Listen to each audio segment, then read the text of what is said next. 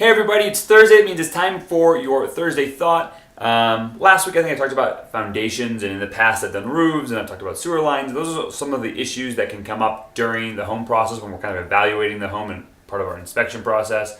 I've talked about appraisals before, but I was thinking about something because it happened recently, that I wanted to share with you all. And so we're going to talk about appraisals again today. Again, I know that I've covered them in the past, but I want to cover them again. And in particular, appraisal gaps. So first off, what is an appraisal? Of course, if you are borrowing money, the bank wants to know that the house is worth that whatever we're buying it for, right? And so they send out an appraisal to get a valuation done on the house. And typically, depending on let's say you're a conventional borrower and you're putting 10% down or 20% down, they're willing to lend that 10 or that 20% down. And then, so the home has to appraise in a number that's close to that purchase price, so they're not lending more than what the house is worth, at least their position in it. So that's kind of what appraisal is. And then recently we've been seeing appraisal gaps. I know I've talked about these before as well, but remember that appraisal gap is simply a number that you are willing to guarantee over the appraised value to guarantee the seller gets a number that's close to that purchase price on the contract.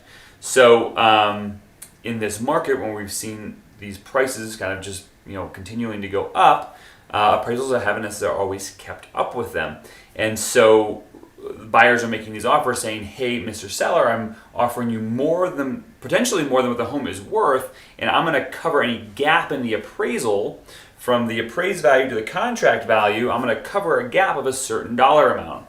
So let's just say there's a home listed at $510,000 and we go under contract at $550,000, and the home appraises at, let's say, $520,000, and you have a $20,000 appraisal gap. Your appraisal gap would be the appraised value, the $520,000, plus your $20,000 would put the purchase price at $540,000, not the $550,000.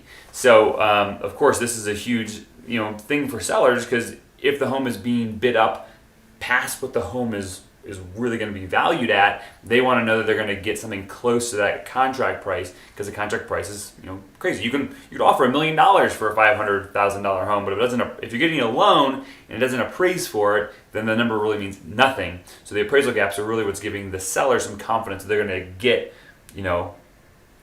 close to that contract price, or at least $20,000 over the appraised value. So I hope all that makes sense. All right, so what I really want to focus in on today is that let's go back and say that you are a 10% or a 20% conventional down payment type buyer. When we write these offers, we have to be prepared for the worst case scenario, and that says, hey, we're going to use up all $20,000 of that appraisal gap. Now, I want to take a second and point out that recently I haven't had any appraisals come in low. I don't think I've had an appraisal come in low all year.